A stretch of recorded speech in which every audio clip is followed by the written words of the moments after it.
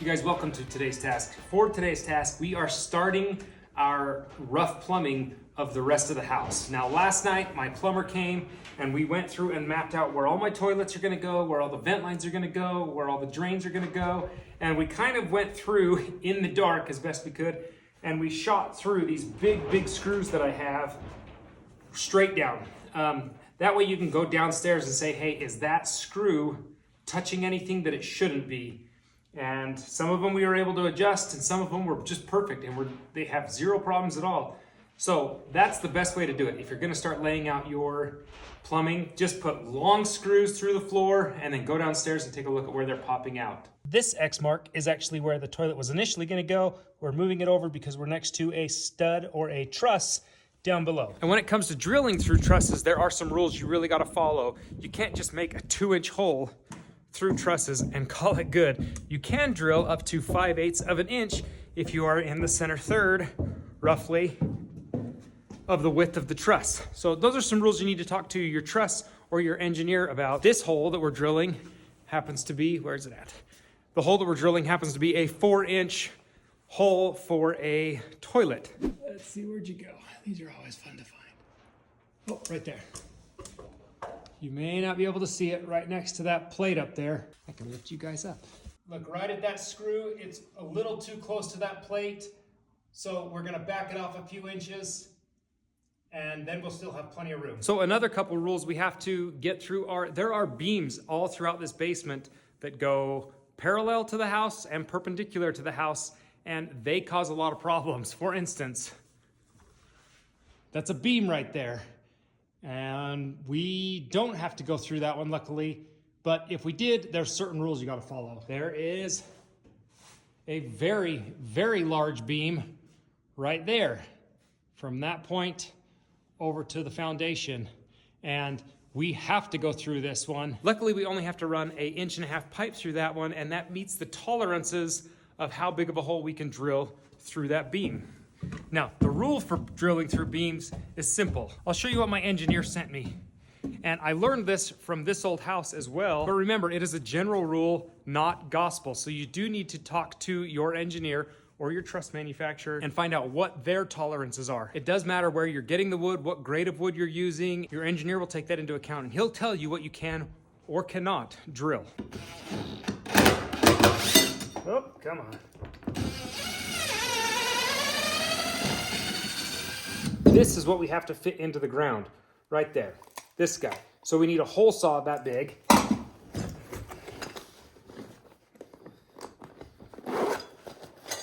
And yours truly has a ton of hole saws.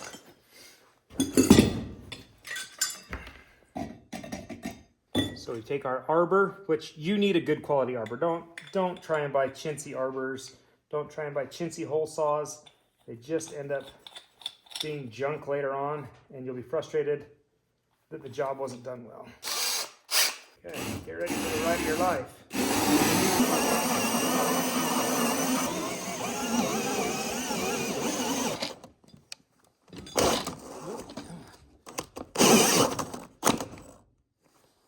I just break my drill. Oh man, broke my drill. Well, that's not good. I do not want to go buy another drill.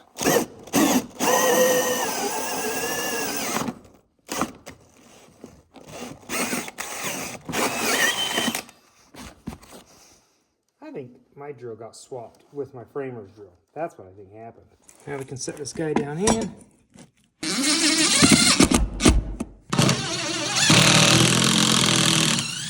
If you don't know, general rule is you want to be 12 inches off the back because our toilet faces this way, and 16 wide. These are general layout rules because it puts you within the tolerances of code. Now, if you come further away from the wall, you just may have a gaff back there, and that's okay. But we don't want to go any closer to this wall. We can come further away from this wall, but we don't want to get any closer because you have tolerances that if you're within, an inspector will fail you. So we're gonna stay 16 inches off. I'm just gonna extend our line. And then we are good to start drilling again. Oh, come on.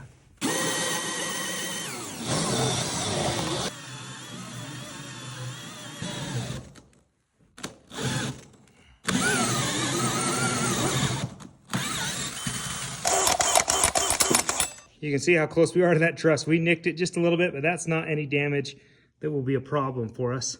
So this one is good to set. I'm currently sitting at the vanity of me and Bonnie's bathroom, and now I'm ready to start drilling my drain pipes. And they have to be a 2-inch pipe. So I went downstairs, grabbed my 2-inch hole saw. This is actually 2.5, which will give me about a 1/16 on each side of room for the pipe to slide in and out. So this is good. But when I was there, I found something amazing. I found a whole hog size shank. So this arbor is made for a whole hog size drill, whereas this one isn't. This is made for a smaller size. And well, this drill definitely had enough power to get through. This drill is really hard to ramp up and down the torque. This drill, on the other hand, I bought for this job. It has that technology built into it. I have a corded whole hog, and I hate using it because it'll rip your hand apart. It's like this drill on steroids, but if it catches, it's gonna just break your hands. And my wrists have genuinely hurt this project from getting torn apart so much. So I broke down and bought this one to see if it was any different, and it's a world of different. The technology that's into it is totally different. And so now, since it fits this chuck,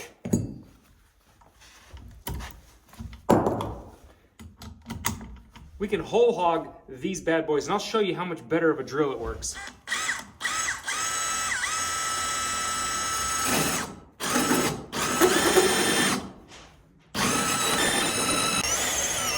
That is so much nicer.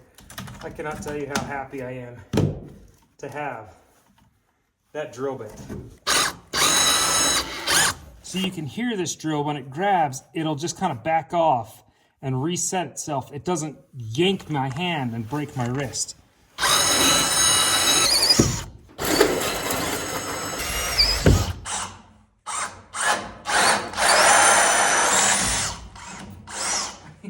That is a whole hog if I've ever seen it. Same thing on this side. Make sure I'm lined up, centered.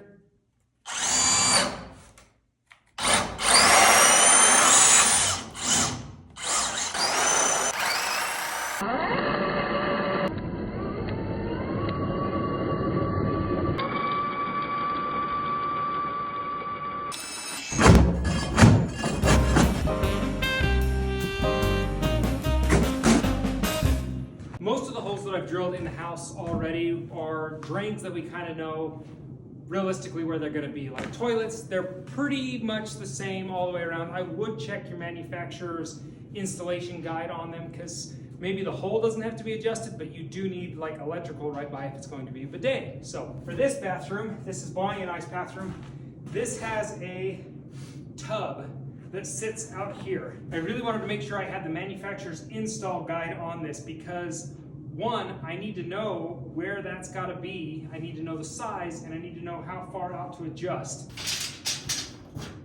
So this window is the exact width of my tub. I thought it was 33 inches, but it's actually 31 inches. So since it's the exact width of this tub, or this window, I'm going to center it off this window. So, right there. Okay. With those 2 points telling me where center is, now I just need to connect them. The easiest way to get a straight line is to use your chalk line. It's really smart.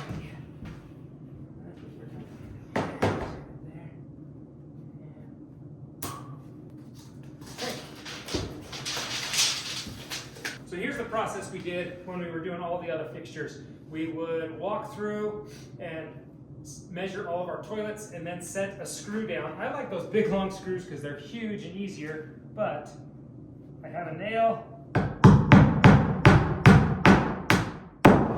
That is a great feeling that went down really easy. That means we're probably in some void, which is what we need. Let's go downstairs and find that.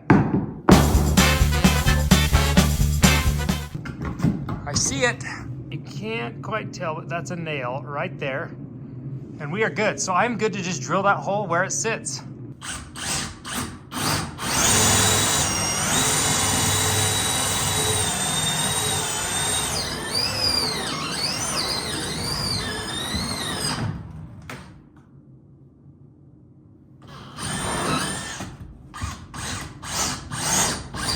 Guys, we have started the plumbing of this project, and this is just the beginning, but this is the brutal work right here, is drilling all these holes. I will leave down in the description this particular drill. It's changed my life when it comes to drilling my holes.